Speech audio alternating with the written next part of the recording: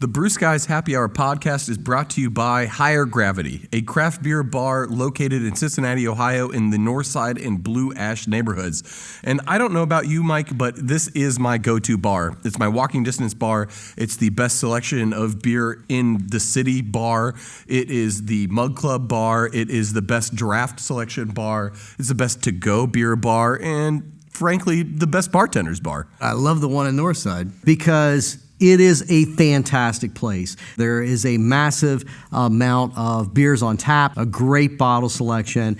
I love it, man. Hard to find a place that still really loves beer, and they do it. And it's for that reason, we'll see you there. We'll be at the bar. We'll be at the bar.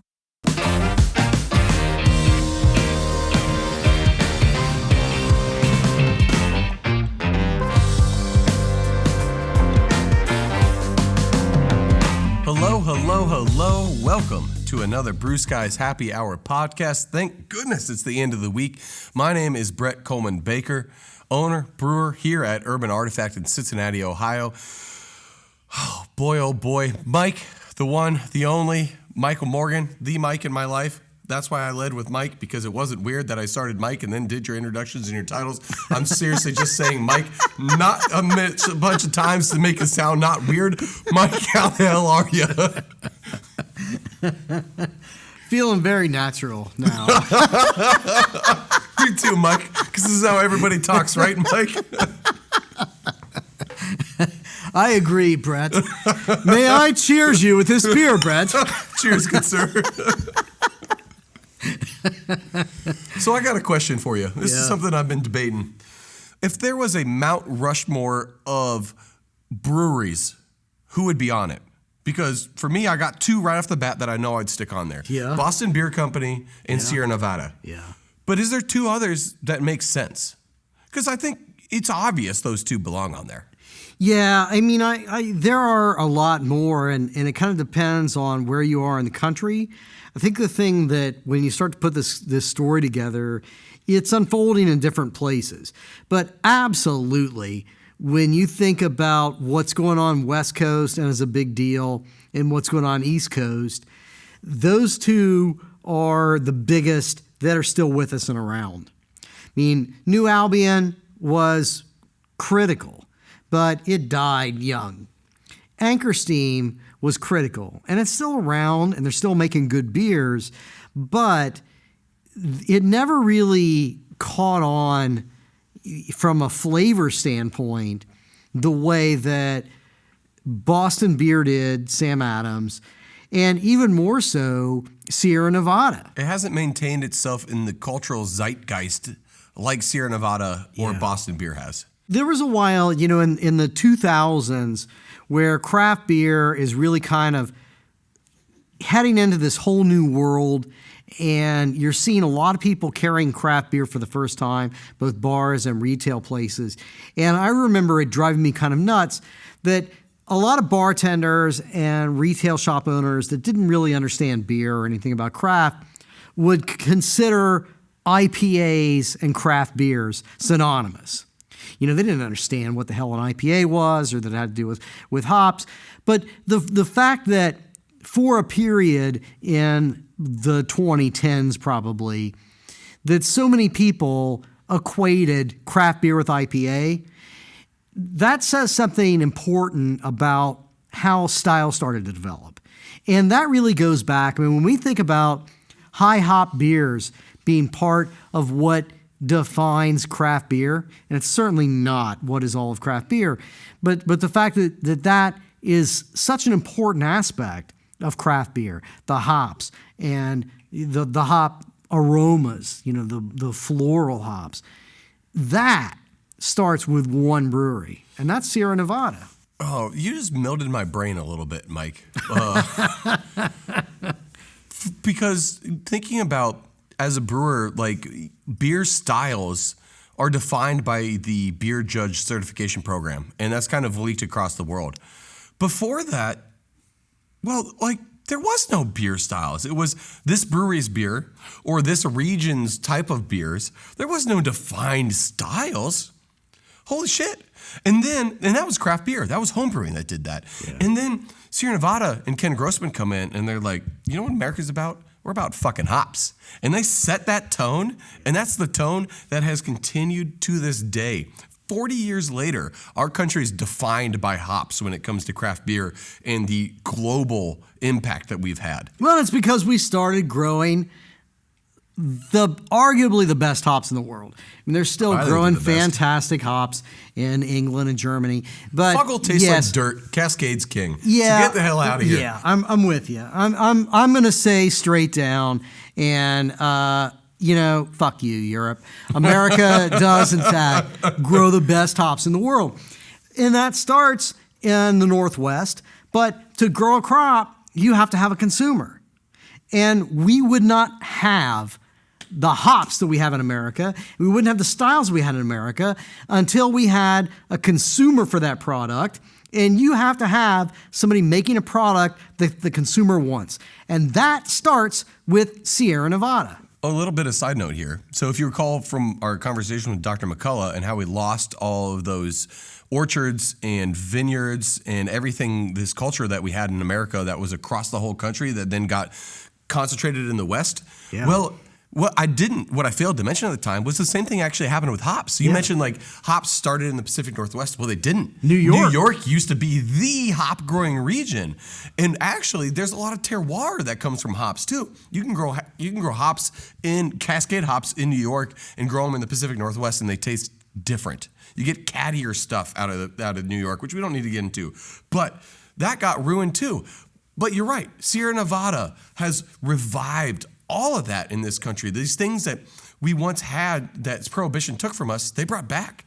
And that's amazing. And what's more amazing is that we got Ken Grossman online with us. Yeah. The guy that we really trace back the first high hop beer in America to. Ken Grossman, the founder of Sierra Nevada, thank you for joining us.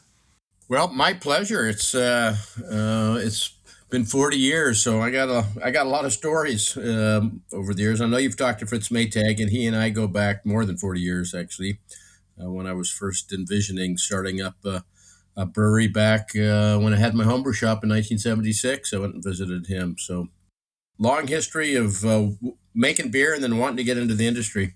Fritz definitely brought you up when we talked to him, and it sounded like you guys are friends, but also it's a nice friendly rivalry almost as well. Well, certainly we were friends, and there was a rivalry when he was at the head of Anchor. Now that he's retired and is off doing other stuff, we've gotten together and talked a number of times about things not beer.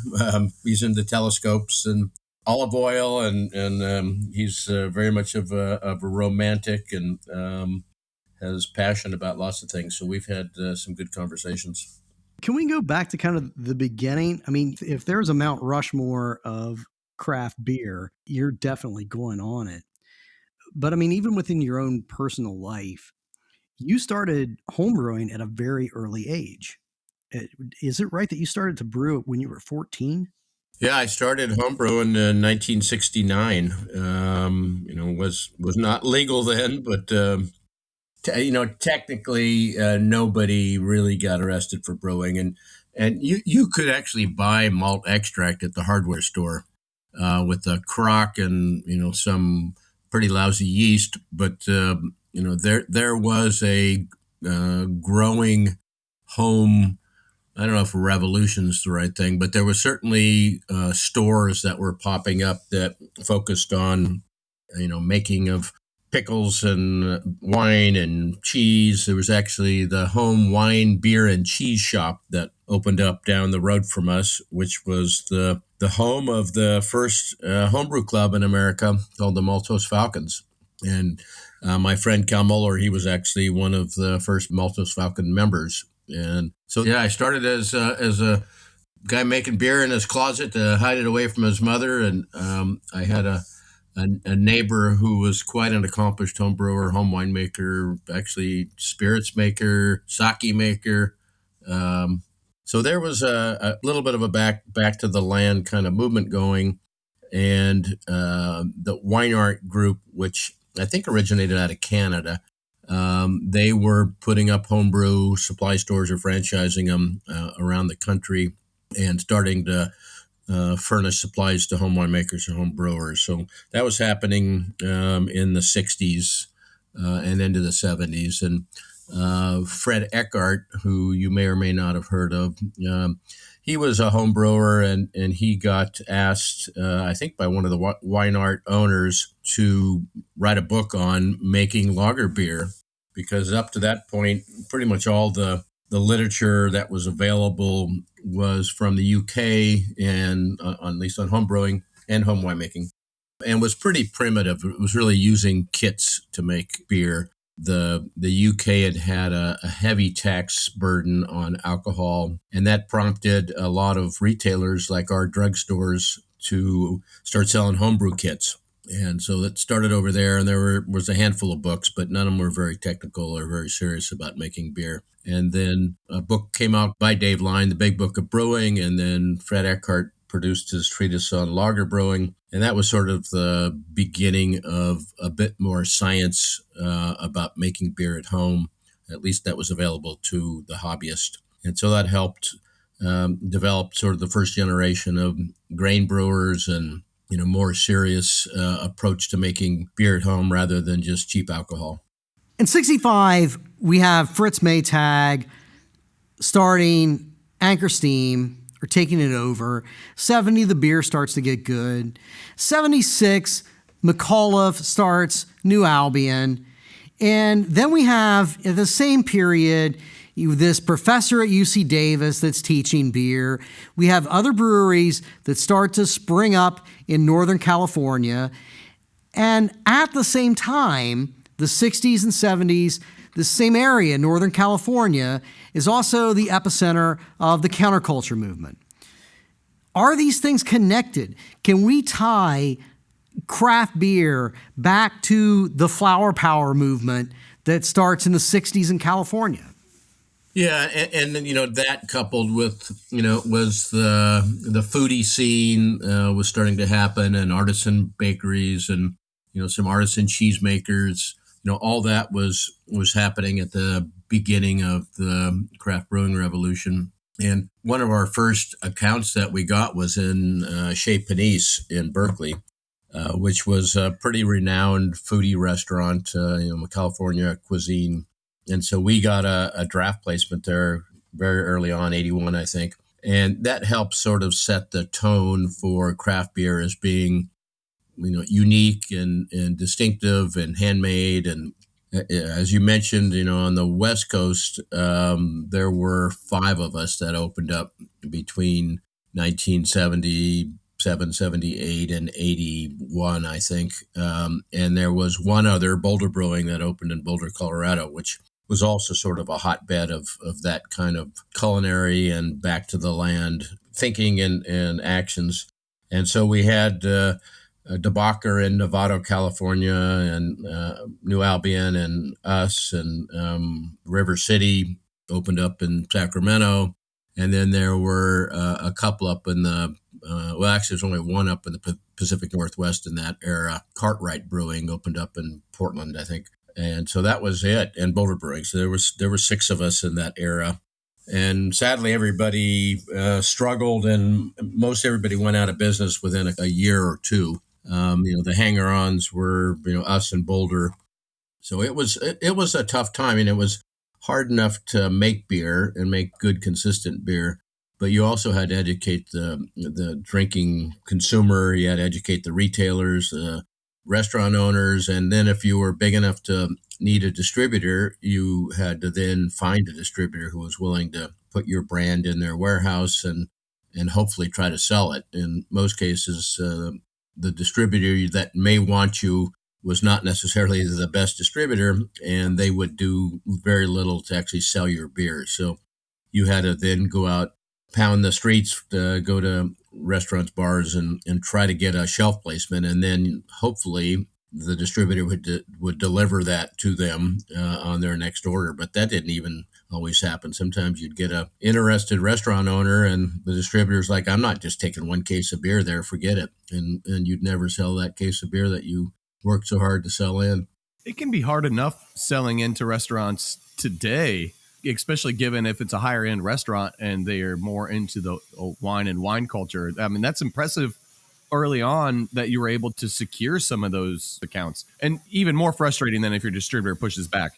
Yeah, I guess the early wins, a lot of them there were around Irish bars, actually, because an Irish bar, was used to carrying Guinness and maybe a few imports at the time, where your typical restaurant or bar owner, if they had draft beer, and not all of them did, they would have, one or two or maybe three handles, and it would be, the mainstream lager brands. And so getting them to knock one of those off to put yours on was tough. And then most of them had, just a little reach-in cooler box and was not big enough to, handle any more kegs than, their mainstays. So just getting into most restaurants, you had those kind of challenges, just the lack of available draft handles. And then there did start to be a little bit of a movement where a few progressive restaurant bar owners would put in a range of taps. And that started to happen probably in the early 80s. And in part, I think, due to, us sort of driving the demand side a little bit. We did a lot of beer festivals. We did a lot of tasting events. And so we got people out there, I think, asking for more variety. And certainly Fritz was part of that. And he fought those battles. And he at least had a bit of a history with, the brewery being in San Francisco for so many years and being at least heard of by some people. And he could tell the story of, we've been here, for, 100 years, and, we're now branching out. Originally they didn't bottle. So Fritz didn't do any bottling until I think 71 or later. It was draft only, and the beer back when he bought it in 65 was not very good. That's his story, not mine. I wasn't drinking it back in that era. Although I did have some on a bike tour that I did right when I graduated from high school in 1972. I was riding up to the Bay Area or down the coast anyway, and did sample some of the first bottlings of Anchor Steam. So you opened your homebrew supply store in 1976. Yep. What was that time like between the homebrew store and opening Sierra Nevada? Well, we were in a college town, and so the idea of brewing and making wine at home, we had a pretty large receptive audience, 15,000 students, and there was a fair amount of professors in the area, and so there was interest in winemaking and brewing, and I did as much wine stuff as I did beer stuff back then. I actually acted as a grape broker for a number of years and distributed grapes to home winemakers. So I had that connection, and I taught homebrew classes. So we, taught how to make beer. And I went to a conference in Oakland. That was the first time, I think, that the wine industry, the home wine industry, sort of embraced homebrewing in a bigger way. And they renamed their annual conference the Home Beer and Wine Conference from the Home Wine Conference. And so I went to that and met a bunch of industry players, and a group of us homebrewers decided to go visit Anchor. So that was my first time to really visit a small commercial brewery. So we went over, and Fritz had just recently bottled Old Foghorn, and he gave the tour. And I remember I bought a case of Old Foghorn directly from him when it was in the small little nip bottles, and I was very impressed. The brewery was pretty funky. That was before he had moved, and it was pretty crude and a bunch of worn out old equipment. And the bottle filler he actually had there, I ended up buying from him a couple years later, and we ran for a number of years. And it had a long history. It came out of the Siebens Brewery in Chicago, and Siebens was reportedly one of Al Capone's illicit breweries during Prohibition. And that bottle filler was, as far as I know, is still filling bottles up at Mad River Brewing up on the North Coast. And I don't know how many millions and millions and millions of bottles it's filled, but it served us well, and I think it served Mad River pretty well, and it got Anchor into bottling. So Jack McAuliffe was also doing something very similar at the same time. What was your relationship with him? Did you visit that brewery? I did. So after I went to the home beer and wine shop show and met Fritz, I started to get the idea of opening a brewery. And one of my homebrew shop customers, Paul Camuzzi, who had been a buddy of my brother's in Southern California, they used to race bicycles together. And he got into home brewing, and I was mail ordering supplies to him, and he'd occasionally come up with my brother to visit me to Chico, and we started talking about the feasibility of a small brewery, and we made a trip. I made several trips, but we made a trip to see Jack McAuliffe, and he was a jack of all trades to say the least. So he had built everything himself, and he built his malt mill out of 6x6 timbers, and he built his mash tun out of an old 55-gallon drum and insulated it, and built his own Bodolo wort cooler out of copper tubes and copper fins. And so I was a fairly handy guy. I knew how to weld, and I'd taken some machine shop classes and whatnot when I was growing up. So seeing what he had done, it was like, this is just really a bit glorified of my own homebrew setup. And I had a pretty sophisticated homebrew setup. I had a big walk-in cooler that I had my carboys in that I had built myself, and I was making 15-gallon batches, and Jack was making 45-gallon batches. So it was not that far of a stretch for me to see that, here's a guy who's gone commercial. He's done it on a shoestring. He's built it all himself. I think I got all those skills. He had told me, I think at the time, that he had raised $35,000 to get the brewery open. And I thought, well, I want to open a bigger brewery. I want to open a 10-barrel brewery, because I could see at a barrel and a half, he really could not make a living. And he admitted that, 45 gallons a batch, by the time you brew, bottle, and he did everything. So he sold it too. So he drove the van or the pickup truck around and went to the stores and restaurants. They were using returnable bottles, which we started up doing as well. And he even, I think, made the wooden crates that the returnable bottles would go in. So he did just every little bit himself. So much work. Yeah, there were two of them. He had a partner, Susie Stern, and he'd get some part-time help from UC Davis grad students. And it was just too much. I mean, there were so many hours in the day, and he lived above the brewery. He had a little room above the brew house. He had a pull-down attic ladder that he'd pull down, and he had a bed up there. And so he lived and, slept at the brewery. And, we could see that business model, when you did the math, there was no way it was ever going to pencil out. So he was pretty quickly trying to figure out how to raise money and expand, which he was never able to do.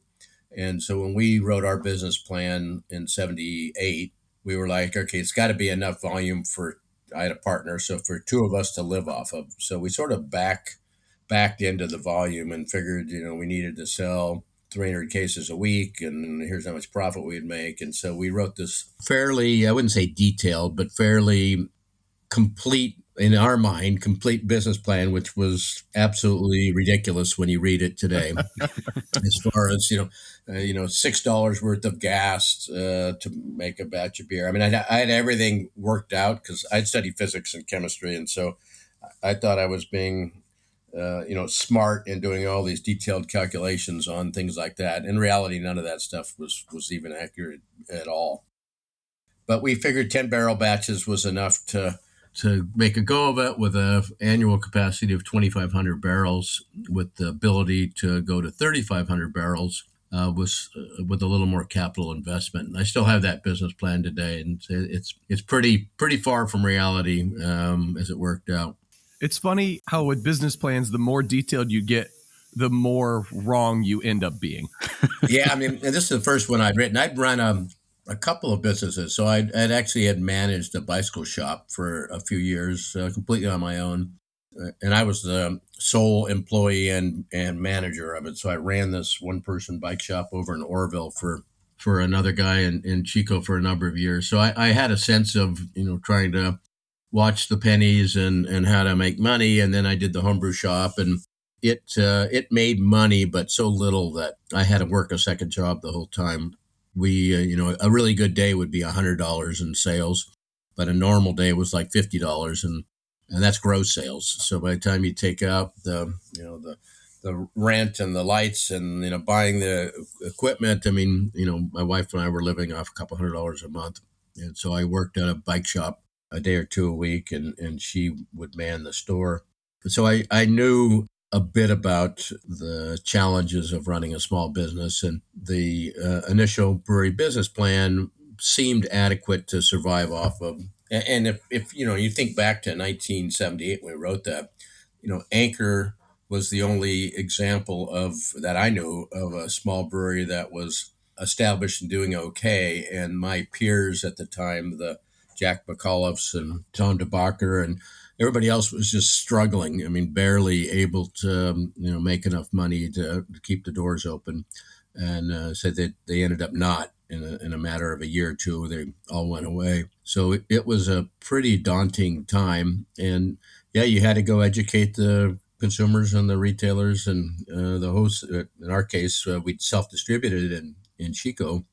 And we used returnable bottles, which we charged a nickel deposit on with the hope we'd get them back. We didn't have enough money to buy new glass from a glass company, and I ended up for months and months going behind Mexican restaurants every afternoon and getting all the long neck bottles that they had, because the Mexican beer bottles were close enough for that. I would wash and refill those, and we had a recycling center in town, so I'd go there and pick up a 55-gallon barrel of any kind of long neck looking beer bottle, and we had a bottle washer. We'd wash the labels off and refill them. How honed was your vision of the beers that Sierra Nevada would be making when you first started? Because today you could argue you guys are the masters of using hops in beer, and any new IPA or hop forward beer you guys are putting out, it's going to be one of the best hop forward beers I've ever had. I'd argue the same thing about the lagers, but regardless, was that the original intent in 1978 when you guys opened, or were you more generalist, or did you not have a super strong plan? Well, we actually, I had the homebrew shop, and my partner was also a good home brewer, Paul. And we started to develop what we thought would be a marketable, differentiated American beer well ahead of getting the doors open in the brewery. And I still have all those old homebrew logs. And so we would brew every week. We'd make a batch of beer with the idea of, okay, is this the one we think that could go to market? And so we sort of realized that we couldn't make a lager, a classic lager beer, even if we wanted to, just due to the level of technology we didn't have. So we didn't have the refrigeration requirements or the pressurized fermenters. I welded all the fermenters myself, and they were atmospheric, so we had a bottle condition. So right off the bat we were like, okay, we got to make a bottle conditioned beer. And then the complexities of managing a lager strain and the temperature control, in talking with the folks in grad school at UC Davis and Michael Lewis, they're like, yeah, you shouldn't monkey with that. You should make a top fermented beer. Yeasts are more hardy. And then on our own, I think we realized that we're going to have to charge a lot relatively, which when we did our market analysis, which was going to the liquor store and walking down the aisle and seeing what individual bottles of import beers were selling for, it was like, okay, 85 cents is about the most. We're going to charge 85 cents. So that we arrived at our retail price, and then said, okay, and if we're going to charge 85 cents, we're going to have to stand out. So we better make something that's pretty differentiated from what everybody else was brewing in America. And so we went into it saying, we're not going to be able to have maybe, the expressive character of some lager strains. We're going to have more of a top fermented, stronger flavored style of beer. And what we got to work with really are hops. And we intentionally did not want to import hops. We wanted to use American hops. And as a homebrew shop owner, I started going up to Yakima in '76 to go buy hops. And so I knew, the varieties that were being grown, and we pretty much bought everything that was available in the U.S. So we bought Bullions and Brewer's Gold and Northern Brewers and Cascades and Clusters, and so we had that palette, which today obviously we've got hundreds of varieties, but back then there was a handful of varieties. And we decided pretty early on that Cascade is really a novel hop, and at that point in time, it really wasn't being used by many brewers in any quantity at all, and didn't really want a hop that was piney and citrusy and had those kinds of characteristics. And so we did. And so we made our weekly batches of beer featuring Cascade. And so we intentionally said we want to make a really hop forward, flavorful, uniquely hopped beer. And we actually, one of the recipes, I think the sixth test brew we did was an IPA, and made the call that IPAs are maybe too much for the American population. We're going to stick with a pale ale. And so I think we've got about, 15 or 20 of our weekly Sierra Nevada Pale Ale homebrew batch recipes, and one in the middle there was an IPA. And I think we just said too bitter. I think I read that was 1981 when you guys were releasing a really hop forward IPA. Well, we brewed it in '80, and batch one, I made stout. Actually, I made 5 barrels of stout November 15th, 1980. Figuring out, all new equipment, all new process. We'll make stout because it'll hide the imperfections easier than if we made a pale ale.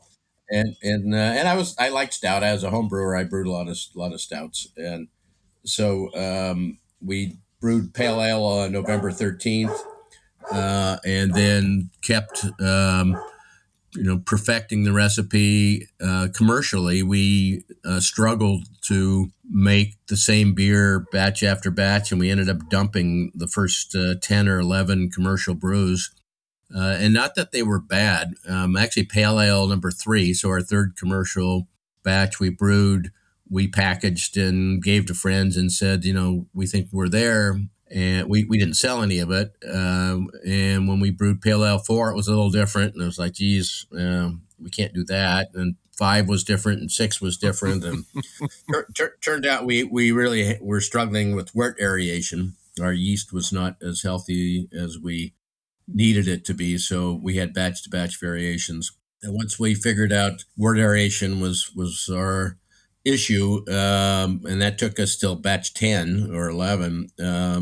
We were off to the races, and we were able to start packaging those beers. So, yeah, we didn't start selling pale ale until early in '81, but we were brewing it and hoping to nail the recipe batch after batch. How did you handle the push versus pull in selling your beer in the market? Did you see more customers pulling and asking for a certain variety, or did you just more like, look, I see a huge future for the pale ale, we need to push this and make this happen and educate and teach? Or was it more of a balance of both? Well, if you read our business plan, we thought we were going to sell equal amounts of pale ale, porter, and stout. We had three brands, and we were going to charge, I think, $1 more for the stout because it cost more to brew. And we were talking $10 and $11 a case. So not huge profits here. And as far as the demand side, the pale ale certainly started to be the favored one. Dark beers were not looked positively by most beer drinkers. And if you looked at a beer and it was dark, you thought it was strong. So that was a turnoff to the average American beer drinker.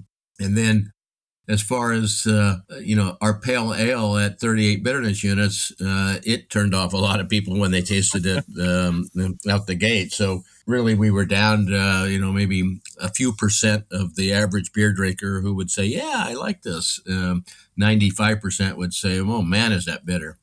So we had a fairly small audience, but the people who loved hoppy, flavorful beers were fans and spread the word to other people who then could learn to appreciate a hop forward, flavorful beer. Sounds like you need more lactose in those original beers. um, if you think back to that era, we were down to just 43 brewing companies in the whole U.S. Mm-hmm. And that included A.B. Miller, Coors, Stroh's, Pabst, Schlitz, all those brands. A lot of them are gone today, but they were all making one style of beer, really. And so if you were an average beer consumer, you didn't really experience anything other than a mild, fairly low bitter lager type beer. And so it was out of most people's comfort range to go to a dark beer for sure, but also to go to a really hoppy beer. In our conversation with Renee about Jack McAuliffe, one of the things that really seems to have held him back was the inability for him to access capital. How did that work out for you? How did you find accessing financing, walking into a bank in California in the early 80s? Nobody gave us any money. So we wrote this business plan and we went and shopped it to our banks and the economic development group that was operating in town, and everybody was like, "Wow, a brewery!" And if you were a banker worth your salt, and you went and researched the U.S. brewing industry, you saw it had gone from 1,000 breweries after Prohibition down to down into the 40s, and so not a good place to put a bank investment. So no bankers would give us any money. So then we started to borrow money from family and friends, and that's how we ended up funding the brewery. It was really personal loans, and we did give some equity to our families. So my father, my grandfather, my partner's father, his mother, they got some equity early on, which we ended up buying everybody out of a couple of years later and converted those into either loans or paid them back. We couldn't get a loan from a bank for like 7 or 8 years of being in business. Yeah, that was my assumption, but that's why I wanted to know. And Jack McAuliffe, he certainly had the same problem. What do you think is attributable to the fact that Sierra Nevada became what it became, and New Albion, also starting out with great beer and a great idea, just couldn't make it? Was it the fact that he had a scale problem that he understood, but he just couldn't get the money? Was it partially that he was more in love with dark beers that the consumer didn't want? Where does the road fork between those guys that unfortunately fell away and the success that you wound up having? So Jack was what's the right term to use, but he was a character. It sounds like it. And was certainly a polarizing individual, and he had a quick temper. But I guess you could say there were some aspects of his personality that might have hampered his ability to grow the company. But quite often people who do that first pioneering effort and I guess learn through their mistakes. In his case, the business model was so small that there were just inherent flaws that it couldn't survive the way it was envisioned. And then, again, if you were a banker looking at the industry, you didn't want to loan money to somebody like him or us just starting out. Yeah, I mean, when we went to the bank, I think 3 years later, I went and bought a brew house in Germany, a 100-barrel brew house. And even after 3 years of making money, we weren't making a lot of money, but we weren't losing money. They still said, you don't have nearly enough of a track record for us to want to loan you money. And in his case, it was after a year or two, and he was trying to do a massive expansion. If you don't have family and friends willing to stake you, and bank loans are your only other option, you're sort of stuck. And so I think, in his case, it was, he ran out of energy and couldn't generate the vision for investors to want to jump on board. And it was just too early, probably in the process. You can't grind as hard as he did day in and day out without making that next jump and hoping. I mean, it just can't last. It's just too much. Yeah. Yeah. And, if you look at some of the other ones that failed, I mean, DeBacher, and I reached out to him a few years back. I tracked him down. He was a retired fireman. His wife and him were running the business while he was a firefighter. So he would, be whatever, 3 or 4 days on and then off for 3 or 4 days. So he would brew in between shifts at the firehouse. And then his wife got pregnant and they were going to have a kid. And it was like, this can't work. So they just threw in the towel because it just didn't work for their lives. And then Cartwright up in Portland, he had some real beer quality challenges. And I think the beer wasn't selling and it wasn't consistent and he had no money. And so he just closed up shop. And River City, actually, Jim Schluter, he struggled to keep it going for quite a few years. So he eventually, and he was the only one of us that was actually a trained brewer. He had worked for Stroh's or Schlitz or somebody, and he was trying to make lager beer. But with no money and no equipment, and so the beer wasn't great and it wasn't very distinctive. So you can sort of point to all the different business models, and they failed for various reasons. I had put every penny of my money, and my family had loaned me money, and so for me, failure was not an option. We had to figure out how to make it go, and I think those early years of being very strapped for cash did help build, I guess, resourcefulness, tenacity. We had to make do. We had to figure out how to, grow the company with little resources. And so I just sort of plugged away at it every day, 7 days a week. And we had some fairly tough years where we weren't really making enough money to pay ourselves much anyway. I remember when I finally got up to a $500 a month salary, that was I was elated. We had been at $200 or so per month for the first year or two, and that was hard to live on. And I was working again a second job even the first year or so of the brewery. I kept working at the bike shop to feed the family. For our brewery, it took us 3 years to start paying ourselves $500 a month in 2018. So I feel you on that. It's tough. Yep. So in the 1980s, you guys were growing a lot, and every year it seemed like you guys were doing a new expansion and doubling capacity and adding more here. And there was also some growing debt obligations and all that stuff. But what I'm really curious to hear about is, so you guys are hitting your stride in the 90s, and this is the real first big boom bust cycle in craft. How did that all impact Sierra Nevada? Well, and actually to add to that, I was in the middle of buying my partner out. So we had started to discuss him exiting early in the 90s. I think we moved into the new brewery on 20th Street in 88 about. And Paul was not that enamored with the constant stress and growth and more employees. And so he became less involved after things got more complicated. And so we started to have some early discussions, I think in 92 or so, about me buying him out. And it took nearly 7 years for that deal to finally happen. And that was during that time. And we were at full capacity with our brew house, producing a couple 100,000 barrels a year. And I was really needing to do another expansion, or we were going to shut down markets because we were at, we couldn't make any more beer. We actually brewed 363 days, 24 hours a day.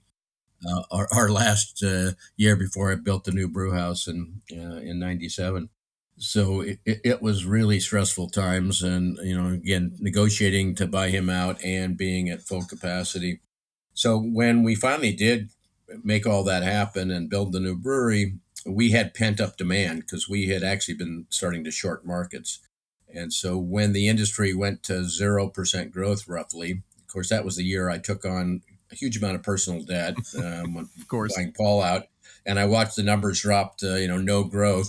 we fortunately had some pent up demand, and so we were able to, continue to grow slowly through that period of time. But it was a lot of sleepless nights because essentially, I was personally on the line for all the loans, and I was watching a lot of my friends' businesses, falter, struggle, fail, while I was, biting my lips as you got to hope we don't slow down to that rate, and then I won't be able to pay my loans off. So, but we rode through it with a bit of growth through that period, and ended up coming out all right on the other side. Are you seeing any parallels to today's craft market with things slowing down and seltzer picking up and all that craziness that's happening?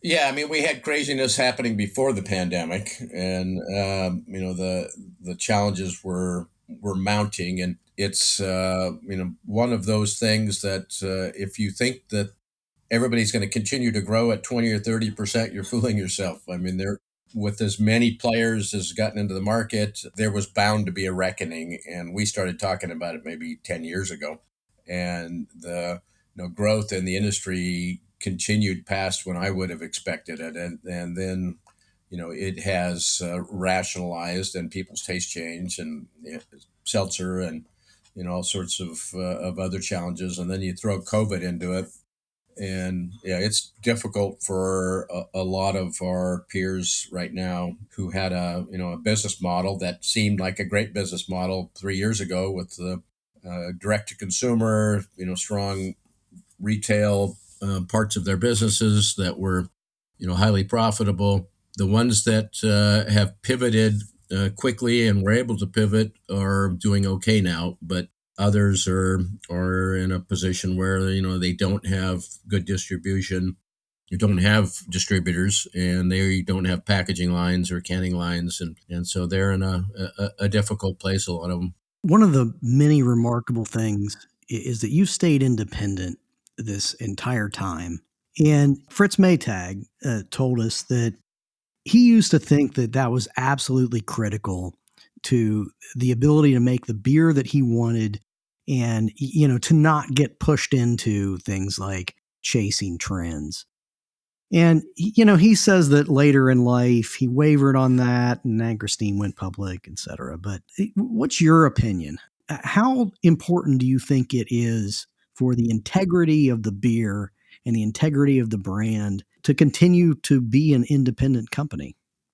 Well, I'm going to have to leave after this call. I've got another conference call starting. But I'll answer this question, then I'm going to have to jump off. But I guess the fact that you're independent does give you a lot more control of your destiny. It also creates all sorts of other challenges as the marketplace gets more and more competitive. And our competitors today are international, global brewers. They're not the mom and pops that we used to compete with, or domestically owned for that matter.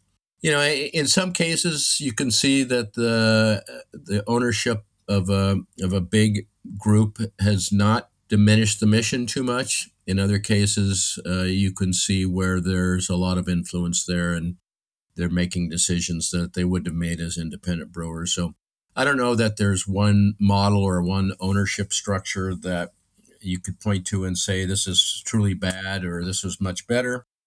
I think there's a lot of it depends on who you have at the helm, and whether you're independent or not, and what freedom you have with an owner that may be hands-on or may not be hands-on. So I wouldn't say it's all bad. I've seen in some cases where the brewers have been left with a lot of independence and been able to do what they wanted to do. In other cases, there's a big brother looking over your shoulder and making you do stuff you might not want to do.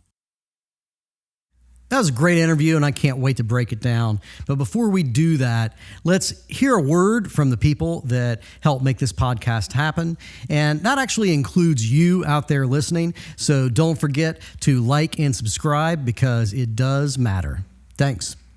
This podcast was brought to you in part by Beechwood Audio. Beechwood Audio provides sound acquisition, post, and design services for individual, corporate, and commercial clients. For more information, contact Adam at soundfilmvideo.com.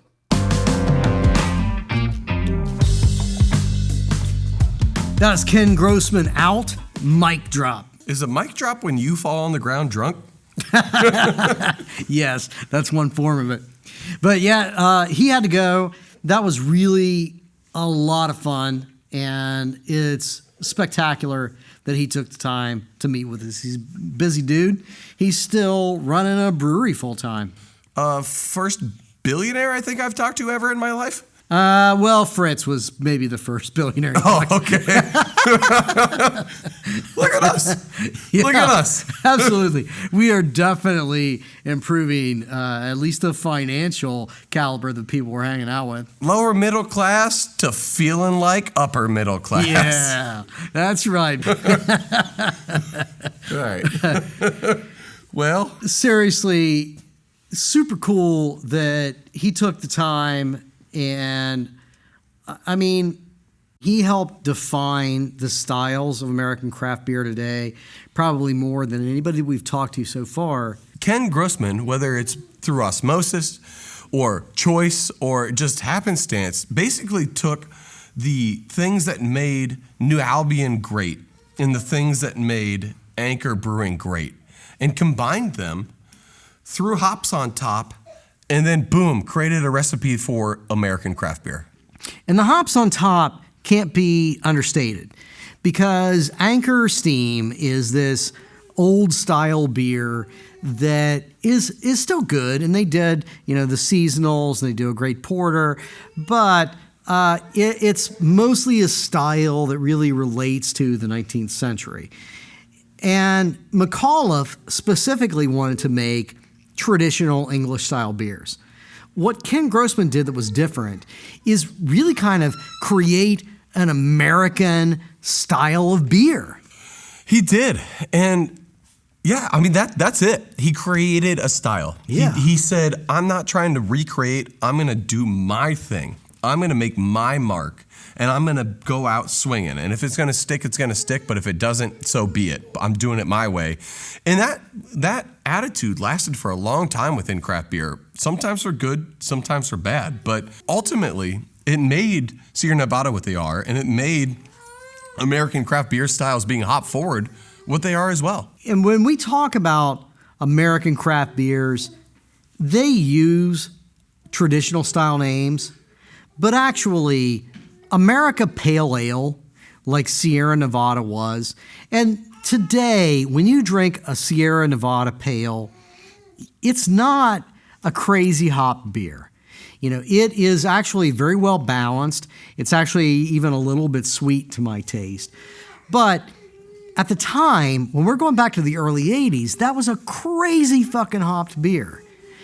And when you think about the style of pale ale, you drink a Sierra Nevada next to, like, say, a Bass.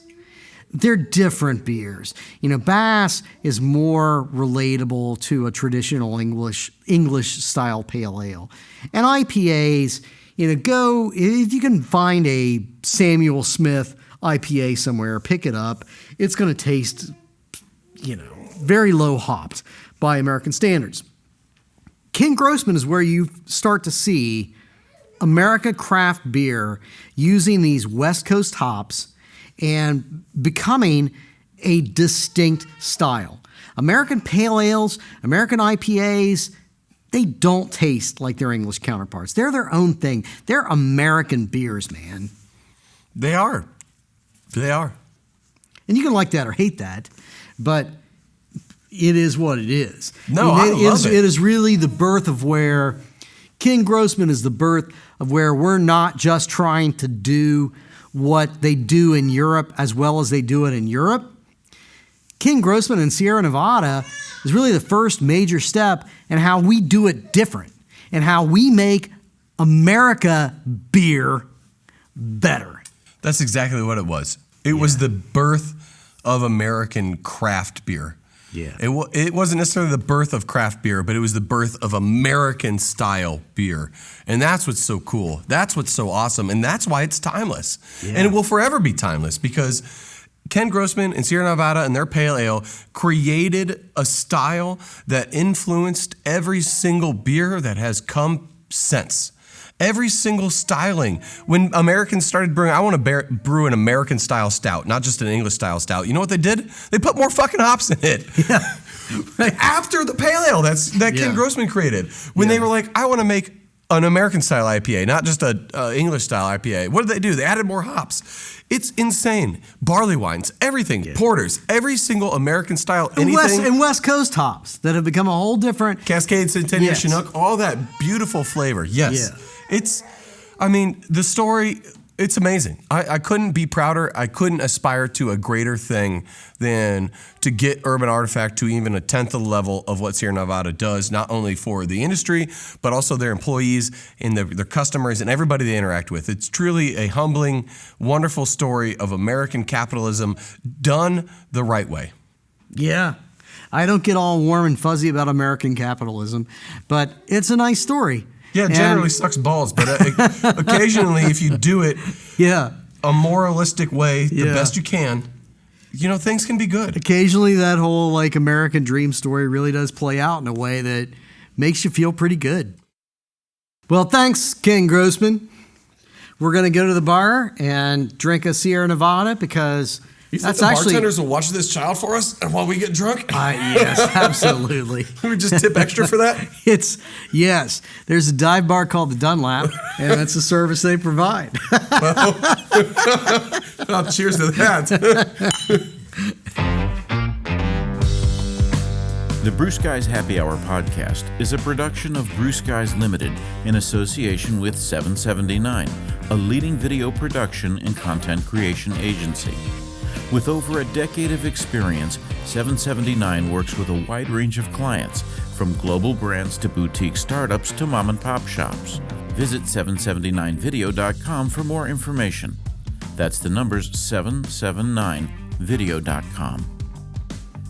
This episode was edited by Dan Fennessy, who is also our executive producer. This podcast was engineered by Adam Rabinowitz. Thanks for listening.